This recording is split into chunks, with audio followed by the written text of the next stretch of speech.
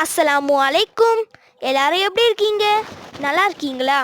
Welcome to taste my foot. இது வரைக்கும் எங்கள் சேனலை சப்ஸ்கிரைப் பண்ணாதவங்க ப்ளீஸ் சப்ஸ்கிரைப் பண்ணுங்கள். அப்படியே பக்கத்தில் இருக்க பெல் ஐக்கானையும் கிளிக் பண்ணுங்கள். எங்கள் வீடியோ உங்களுக்கு பிடிச்சிருந்தா லைக் பண்ணுங்கள், உங்கள் ஃப்ரெண்ட்ஸ்க்கும் ஷேர் பண்ணுங்கள். ஓகே, இப்போ நம்ம வீடியோக்குள்ளே போகலாம்.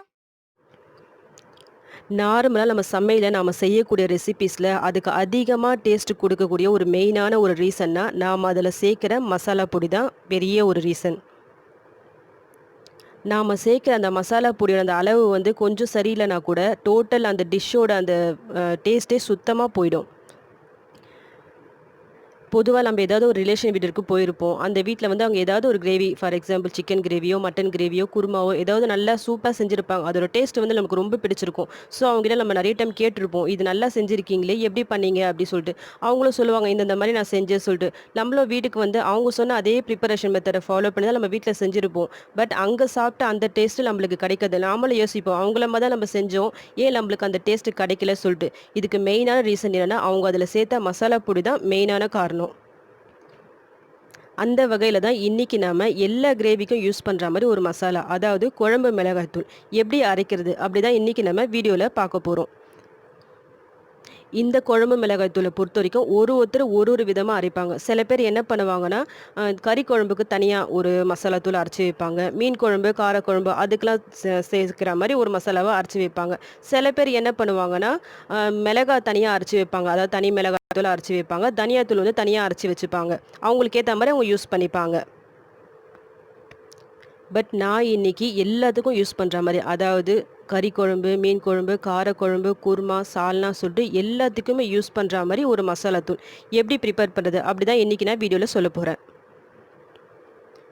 இதில் எந்தெந்த பொருள் எந்த அளவு சேர்க்கணும், எப்படி சேர்க்கணும் சொல்லி நான் இந்த வீடியோவில் வந்து நல்லா கிளியராக நான் சொல்லியிருக்கேன். ஸோ இந்த வீடியோ கடைசி வரைக்கும் ஸ்கிப் பண்ணாமல் பாருங்கள். இதுக்காக இன்றைக்கி நான் தனியா ஒரு 3/4 கிலோ அளவுக்கு தனியாக எடுத்திருக்கேன். ஒரு 150 கிராம் மஞ்சள், கூடவே ஒரு 1/2 கிலோ அளவுக்கு மிளகாய் எடுத்திருக்கேன்.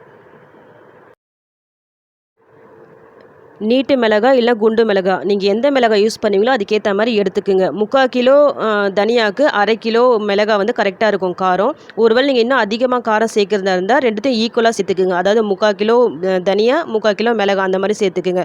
ஃபஸ்ட்டு நம்ம இதை என்ன பண்ணால் நல்லா வெயிலில் காய வச்சு எடுத்துக்கலாம். நல்லா வெயிலாக இருந்தால் ஒரு நாள் காயிட்டோம், வெயில் கொஞ்சம் கம்மியாக தான் 2 நாள் காய வச்சு எடுத்துக்குங்க.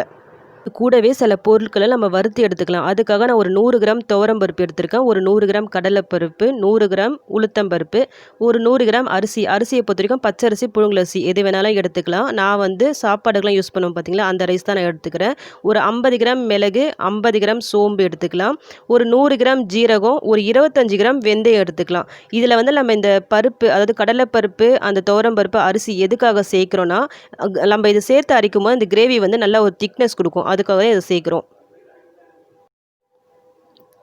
இது எல்லாமே நம்ம ஜஸ்ட்டு ஃப்ரை பண்ணி எடுத்துக்கலாம். இதுக்காக ஒரு பேனில் வந்து நான் ஃபஸ்ட்டு அரிசியை போடுறேன். இந்த அரிசி வந்து இந்த கலர்லாம் நல்லா சேஞ்ச் ஆகிட்டு நல்லா வெடிக்கிற மாதிரி வரும். அந்த ஸ்டேஜ் வர வரைக்கும் நல்லா ஃப்ரை பண்ணிக்கிங்க. உங்களுக்கு பார்க்கும்போதே தெரியும், இந்த கலர்லாம் பாருங்கள் நல்லா சேஞ்ச் ஆகி நல்லா வெடிக்கிற மாதிரி வருது பார்த்தீங்க. இப்போ இந்த ஸ்டேஜில் நம்ம வேறு ஒரு பிளேட்க்கு இதை ட்ரான்ஸ்ஃபர் பண்ணிக்கலாம். கூடவே மிச்சம் இருக்குது பார்த்தீங்களா இந்த பருப்பு, இதெல்லாம் அதே மாதிரி நம்ம வறுத்து எடுத்துடலாம். நாம் போட்டிருக்க உளுத்தம்பருப்பு பாருங்கள் நல்லா இது கலர்லாம் சேஞ்ச் ஆகி இது வந்து நல்ல ஒரு ஃப்ளேவர் வரும். இப்போ இதை நம்ம அதே தட்டுக்கு ட்ரான்ஸ்ஃபர் பண்ணிக்கலாம். இப்போ நெக்ஸ்ட்டு கடலைப்பருப்பு போட்டுடலாம். நாம் இதில் சேர்க்குற எல்லா பொருளையும் தனித்தனியாக போட்டு வறுத்து எடுத்துக்குங்க. எல்லாத்தையும் மொத்தமாக போட்டு வறுத்து எடுக்க வேணாம், தனித்தனியாக இந்த மாதிரி ஃப்ரை பண்ணி எடுத்துக்குங்க.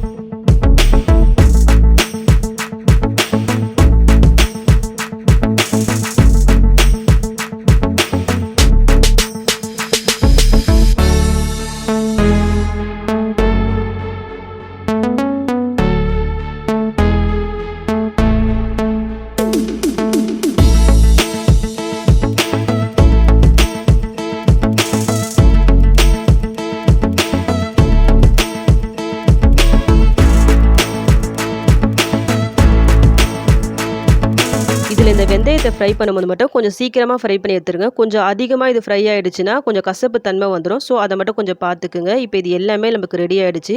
இது எல்லாத்தையும் நீங்கள் ஃப்ரை பண்ணும்போது லோ ஃப்ளேமில் வச்சு பண்ணுங்கள். இது எல்லாம் கொஞ்சம் ஆறட்டும்.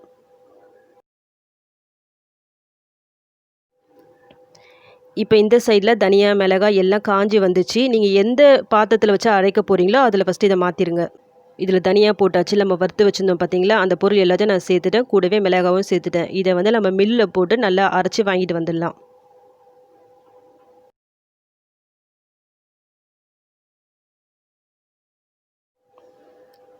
அரைச்சி எடுத்துகிட்டு வந்தோடனே நல்லா சூடாக இருக்கும். ஸோ உடனே மூடி வச்சிடாதீங்க. ஒரு ஃபேன் கீழே வச்சு இந்த மாதிரி நல்லா கொஞ்சம் மிக்ஸ் பண்ணி விடுங்க. அப்படி இல்லைனா உங்ககிட்ட பெரிய பிளேட் இருந்துச்சுன்னா அதில் ஃபுல்லாக போட்டு நல்லா பரப்பி விடுங்க.